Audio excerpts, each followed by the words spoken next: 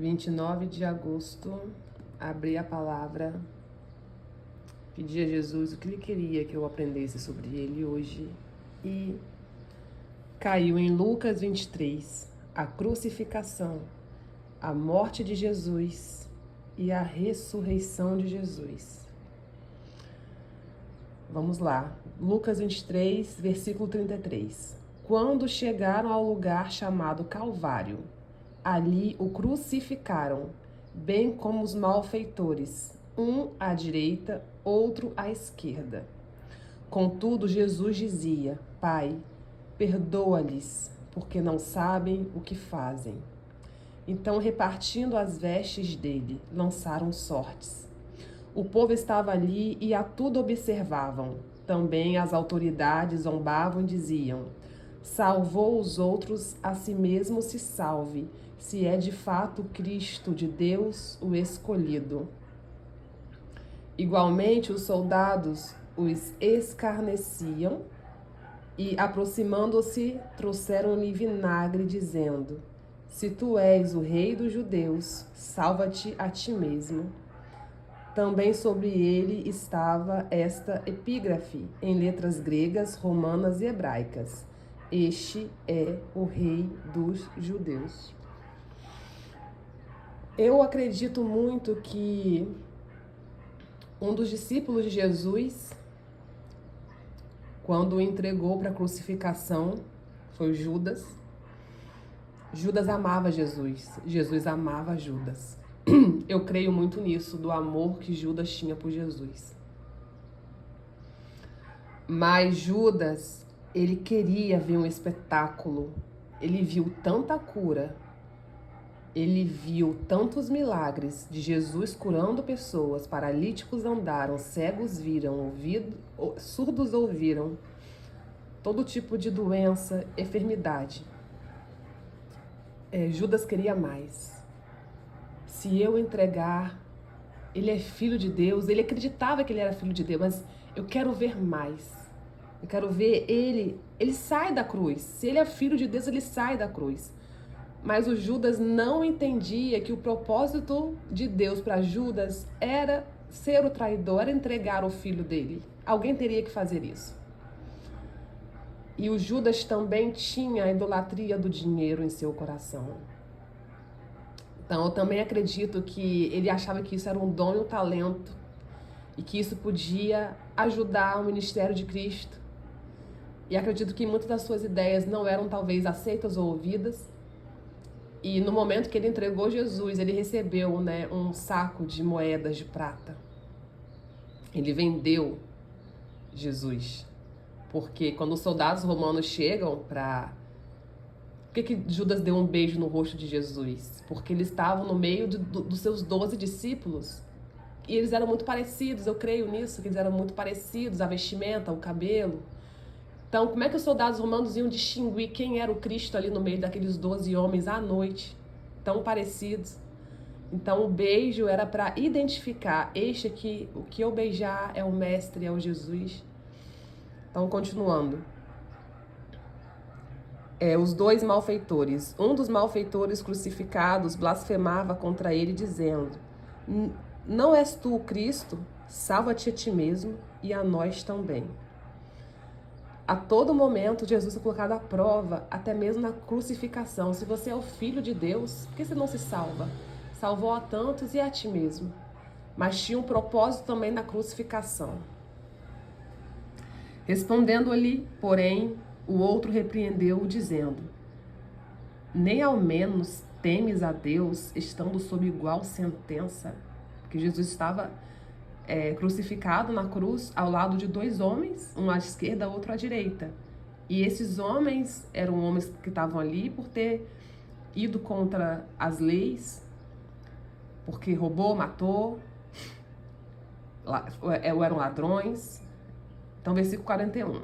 Nós, na verdade, com justiça, porque recebemos o castigo que os nossos atos merecem, mas este nenhum mal fez. Então, este homem do versículo 41 aqui, estava na cruz também, ao lado de Jesus. Este sim Ele sentiu Jesus em seu coração. Ele teve a revelação de Jesus no seu coração.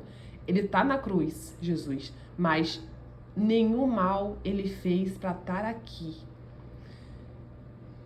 Continuando, versículo 42. E acrescentou Jesus: lembra-te de mim quando vieres no teu reino. Jesus lhe respondeu: em verdade te digo que hoje estarás comigo no paraíso. Ai, que lindo. Uau. Olha essa salvação no último segundo. Esse homem na cruz, ele ali se arrependeu. Ele se arrependeu de todo o coração. Ele reconheceu o Filho de Deus ali do lado dele e falou: lembra-te de mim quando chegares no seu paraíso, no seu reino dos céus. Jesus, em verdade lhe digo que ainda hoje estarás comigo no reino de Deus. Agora vamos para a morte de Jesus. Agora entendeu o propósito da morte de Jesus, que também está em Mateus, também está em Marcos, também está em Jó, outros livros da Bíblia, que a Bíblia ela se complementa, é uma grande costura, uma grande colcha de retalhos de costura. Versículo 44. Já era quase a hora sexta, e escurecendo-se o sol, houve trevas sobre toda a terra até a hora nona. E rasgou-se pelo meio o véu do santuário. Então Jesus clamou em alta voz: Pai, nas tuas mãos entrego o meu espírito. E dito isto, expirou. Esse versículo aqui, 46, ele é para nos deixar claro que ninguém matou Jesus. Ele se entregou. Pai, nas tuas mãos entrego o meu espírito. E após dizer isso, expirou. Foi a última respiração dele. Ele se entregou. Se entregou por mim, se entregou por você. Se entregou a todos que nele crê. Vendo o centurião o que tinha acontecido, deu glória a Deus, dizendo: verdadeiramente este homem era justo. Como assim justo? Ele não tinha pecado. Um homem sem pecar, o homem que não pecou. Porque todos nós já nascemos pecadores. E todas as multidões reunidas para este espetáculo. Olha, não falei? Eu acredito muito que Judas, ele foi um instrumento porque ele queria muito ver o espetáculo. E a cruz foi esse espetáculo, foi esse escândalo, porque como que o Filho de Deus se entregou ali, ele poderia tudo. Ele demonstrou ao longo dos seus 3 anos de ministério tanto milagre, como ele não desceu daquela cruz.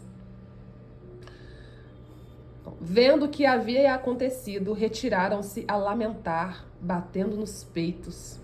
Entretanto, todos os conhecidos de Jesus e as mulheres que o tinham seguido desde a Galileia permaneceram a contemplar de longe estas coisas.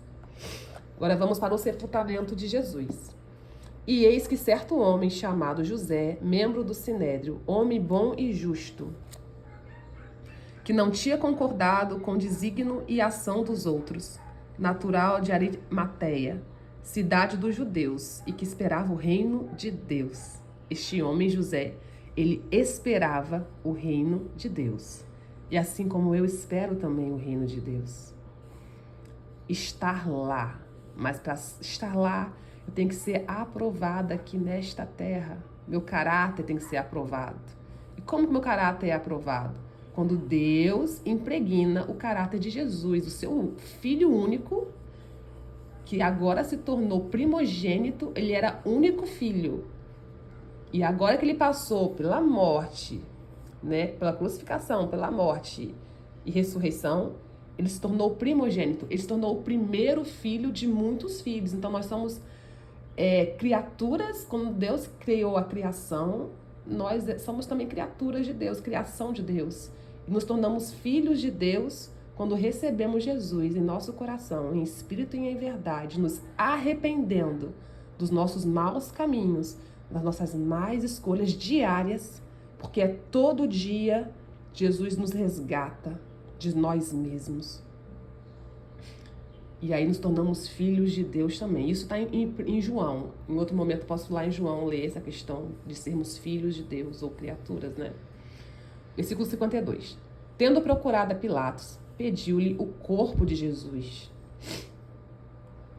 Então este homem aqui, José, né? Ele pediu a Pilatos o corpo de Jesus.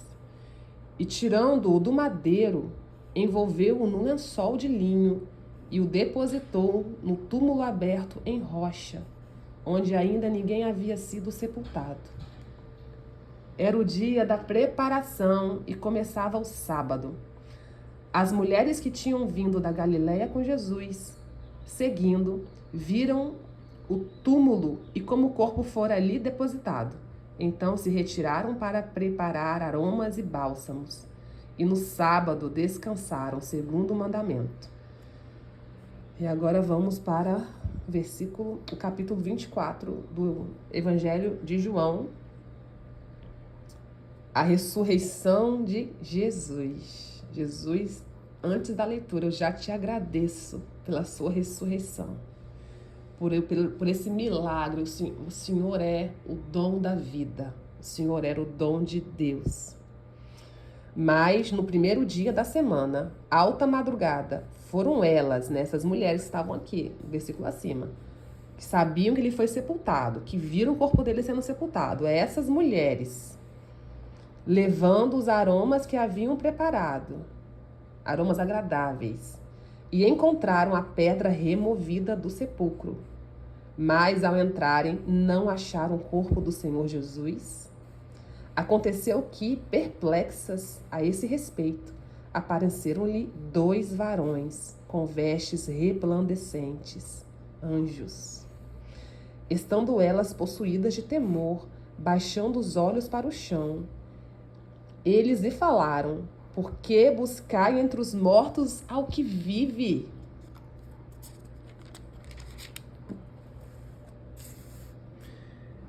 Ele não está aqui, mas ressuscitou.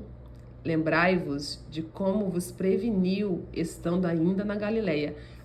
Esse versículo 6 deixa claro que Jesus, em seu ministério de 3 anos, ele preveniu, ele falou, ele explicou o que aconteceria para os seus discípulos e para os seus seguidores. Quando disse: importa que o Filho do Homem seja entregue nas mãos de pecadores e seja crucificado e ressuscite no 3º dia. Então se lembraram das suas palavras e, voltando do túmulo, anunciaram todas essas coisas aos 11, né, os discípulos, e a todos os mais que com quem ele estavam. Eram Maria de Madalena, Joana e Maria, mãe de Tiago. Também as demais que estavam com elas confirmaram estas coisas aos apóstolos. Tais palavras lhe pareciam como delírio, e não acreditaram nelas. Pedro, porém, levantando-se, correu ao sepulcro, e baixando-se, nada mais viu, senão os lençóis de linho, e retirou-se para casa, maravilhados do que havia acontecido.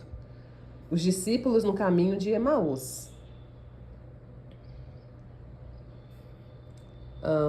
Naquele mesmo dia, 2 deles estavam de caminho para uma aldeia chamada Emaús, distante de Jerusalém, 60 estádios.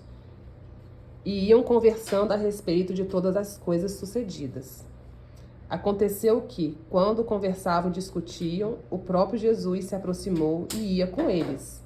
Então aqui ele já está ressuscitado e ele volta a procurar os seus discípulos. Os seus olhos, porém, estavam como que impedidos de o reconhecer, porque ele estava em corpo glorificado. Não dava para reconhecer ele. Ele não era da mesma forma que ele era antes. Então lhe perguntou Jesus: que é isso que vós preocupa, de que ides tratando à medida que caminhais? E eles pararam entristecidos. Um homem, porém, chamado Cleopas, respondeu dizendo: és o único, porventura, que, tendo estado em Jerusalém, ignoras as ocorrências desses últimos dias? Ou seja, o Senhor não está sabendo que o Cristo morreu, né, na cruz? E lhes perguntou: quais? Jesus, né, sendo um pouco irônico. Como assim?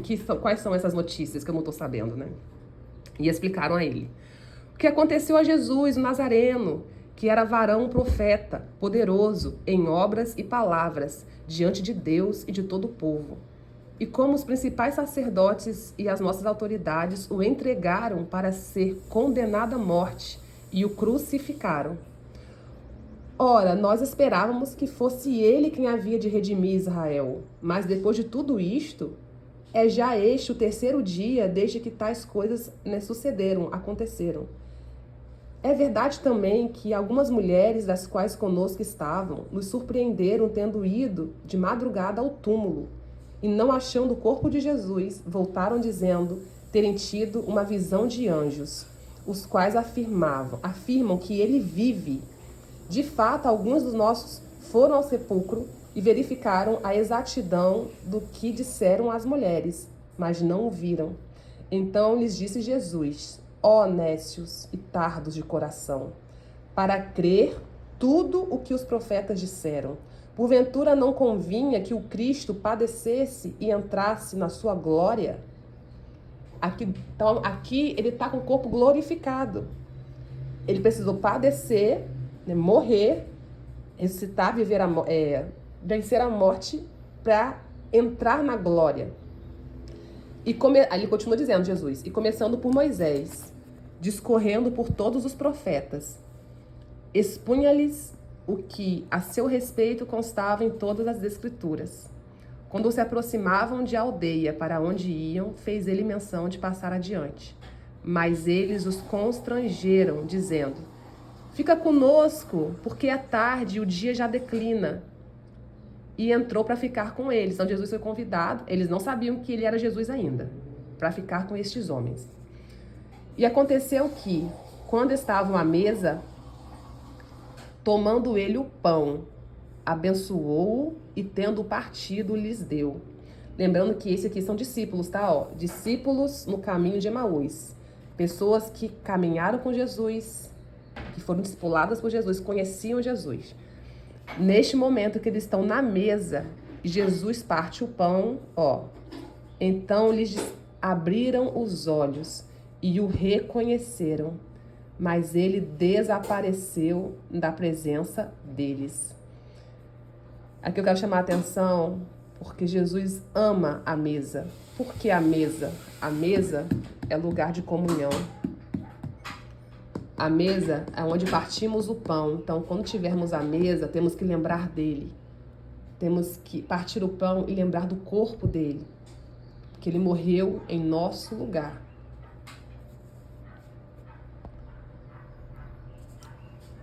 Então, Jesus partiu da presença deles, né? Desapareceu. Desapareceu o quê? De forma sobrenatural, tá vendo?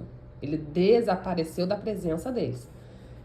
E disseram um ao outro: porventura, não nos ardia o coração quando ele pelo caminho nos falava? Quando nos expunha as escrituras? Aqui é outra coisa que eu quero chamar a atenção, esse arder o coração.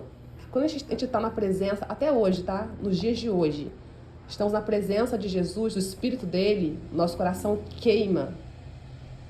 Porque nós fazemos parte dele, né? Ele é a vida.